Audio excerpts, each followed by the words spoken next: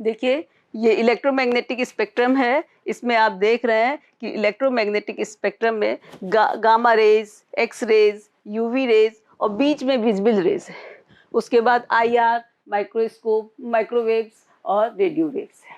तो ये जो बीच में आप विजिबल रेंज देख रहे हैं, इस रेंज को जब इस रेंज का प्रकाश जब पदार्थ पर पड़ता है और उससे ही रंग उत्पन्न होता है, इसीलिए इसका नाम विजिबल लाइट है, दृश्य प्रकाश।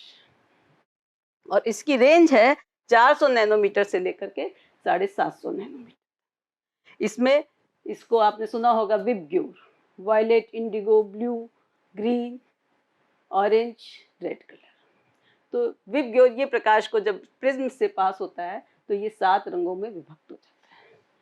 इसी प्रकाश को हमारी आंखें केवल देख सकती हैं और पूरे इलेक्ट्रोमैग्नेटिक स्पेक्ट्रम में हमारी आंखें किसी प्रकाश के लिए सेंसिटिव नहीं है। अब ये कलर चार्ट बना है, इसमें आप देख रहे हैं कि वेव लेंथ लिखी हुई है, ये एब्जॉर्ब्ड कलर लिखे हुए हैं और ये कॉम्प्लीमेंट्री कलर लिखे हुए हैं। तो एब्जॉर्ब्ड कलर वो हैं जब दृश्य प्रकाश किसी पदार्थ पर पड़ा तो उसने लाइट का जो पोर्शन, विजिबल लाइट का जो पोर्शन एब्जॉर्ब किया, उसको हम कह रहे हैं एब्जॉर्ब कलर। और विजिबल लाइट का बाकी जितना पोर्शन था एब्जॉर्ब करने के बाद वो क्या हो गया, ट्रांसमिट हो गया। तो जो ट्रांसमिटेड लाइट है वही उस पदार्थ का कलर होगा। इसलिए कलर हमेशा कैसे हैं, complementary. They are not the colour of the absorb light but colour of the compound, colour of the substrate is the transmitted light. आप देख रहे हैं जब कोई पदार्थ ब्लू कलर, वायलेट रेंज में एब्जॉर्ब करता है तो उसका कलर हमको येलो ग्रीन दिखाई देता है। रेड रेंज में एब्जॉर्ब करता है तो उसका कलर हमको ब्लू ग्रीन दिखाई देता है। Colour and constitution. Colour is a molecular property. Colour किसी मॉलिक्यूल की स्ट्रक्चर पर डिपेंड करता है, वो उसकी मॉलिक्यूलर प्रॉपर्टी है। जिस प्रकार से आपने और दूसरी प्रॉपर्टीज पढ़ी हुई हैं, melting point, boiling point, density, उसी तरीके से कलर भी है। कलर और मॉलिक्यूलर स्ट्रक्चर में डेफिनेट संबंध है और कलर किसी मॉलिक्यूलर के स्ट्रक्चर पर ही डिपेंड करता है। इसके लिए बहुत सारी थ्योरीज दी गई हैं और उन थ्योरीज का नाम है क्यूनोनॉइड थ्योरी, ओटोविट थ्योरी और वैलेंस बॉन्ड थ्योरी और मॉलिक्यूलर ऑर्बिटल थ्योरी।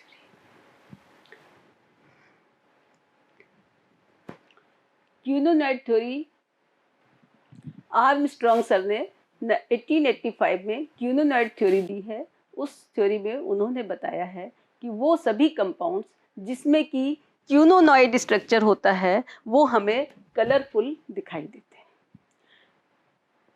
और जिनमें क्यूनोनॉइड स्ट्रक्चर नहीं होता है वो हमें कलरफुल नहीं दिखाई देते। इससे पर ये थ्योरी फेल हो गई क्योंकि सभी कलर्ड कंपाउंड्स में क्यूनोनॉइड स्ट्रक्चर नहीं होता था, इसलिए इस थ्योरी का ये थ्योरी फेल हो गई। और उसके बाद नेक्स्ट ओटोविट थ्योरी, ये 1887 में ओटो और विट नाम के 2 साइंटिस्ट ने दी। उन्होंने बताया कि वही कंपाउंड हमें कलरफुल दिखाई देते हैं जो अनसैचुरेटेड होते हैं, जिसमें कुछ अनसैचुरेटेड ग्रुप्स होते हैं, जैसे C double bond C, C double bond N, N double bond N। इनको उन्होंने अनसैचुरेटेड ग्रुप्स कहा और ये बताया कि these groups are known as the chromophore. इनका नाम उन्होंने क्रोमोफोर रखा। Chromophore means chrome, chromophore is a Greek word और वो 2 शब्दों से मिलकर बना है, एक क्रोम और दूसरा फोर।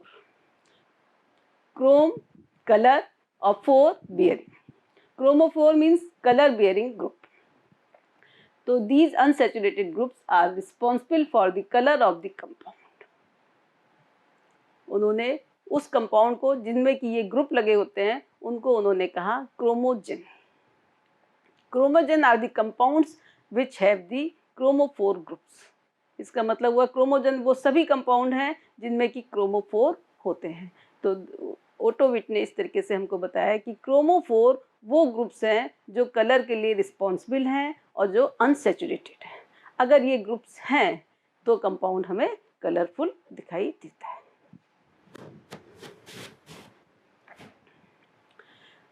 क्रोमोफोर ने बताया कुछ ग्रुप्स ऐसे हैं जो कि अगर क्रोमोफोर के ऊपर लगे होते हैं तो कंपाउंड्स हमें और ब्राइट दिखने लगते हैं, उनकी कलर इंटेंसिटी बढ़ जाती है। ऐसे ग्रुप्स को उन्होंने कहा ऑक्सोक्रोम।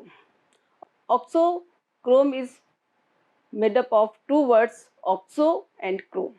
Oxo means enhance और chrome means color. ऑक्सोक्रोम को उन्होंने कलर इन्हेंसर ग्रुप बताया। बोले अगर ऑक्सोक्रोम क्रोमोफोर पर लगा होता है, अगर कोई कंपाउंड है उसमें क्रोमोफोर है और उसमें ऑक्सोक्रोम भी होता है, तो वो कंपाउंड हमको ज़्यादा कलरफुल, ज़्यादा ब्राइट दिखाई देता है। तो auxochrome is not responsible for the colour absorption. वो कलरफुल नहीं है, वो कलर बेयरिंग नहीं है, लेकिन वो क्या है, वो कलर को बढ़ाता है। वो कलर को बढ़ाता है, वो एब्जॉर्प्शन को, जिस रेंज पर एब्जॉर्प्शन हो रहा है उसकी लैम्डा मैक्स को बढ़ा भी सकता है और घटा भी सकता है। अधिकतर ऑक्सोक्रोम लैम्डा मैक्स को बढ़ाते हैं।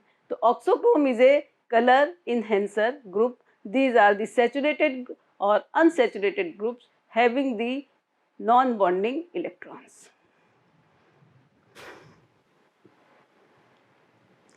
जैसे आप इन फिगर में देख रहे हैं कि ये बेंजीन है, ये 255 नैनोमीटर पर एब्जॉर्ब कर रही है, लेकिन अगर इसमें एक ऑक्सोक्रोम लगा है, auxochrome means saturated group which have the lone pair of electrons. अगर इसमें ये ग्रुप लगा है तो आप देखिए इसका लैम्डा मैक्स 270 नैनोमीटर हो जाता है।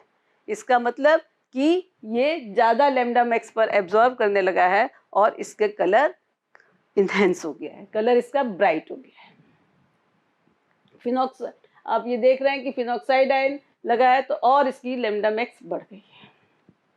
ये नेफ्थलीन कंपाउंड है जो कि कलरलेस है। नेफ्थॉल, इसमें ऑक्सोक्रोम लग गया है लेकिन तब भी ये कलरलेस है because it is not absorbing in the visible range. But जब इसमें दो नाइट्रो ग्रुप लग गए हैं तो इसका कलर पेल येलो हो गया है। इसका मतलब कि अब इस कंपाउंड ने विजिबल रेंज में एब्जॉर्ब कर रहा है। और जब इसमें एक OH और दो NO2 ग्रुप, 3 ऑक्सोक्रोम लग गए हैं तो ये कंपाउंड स्ट्रॉन्ग येलो हो गया है। इसका मतलब कि ये कंपाउंड अब विजिबल रेंज में एब्जॉर्ब करने लगा है।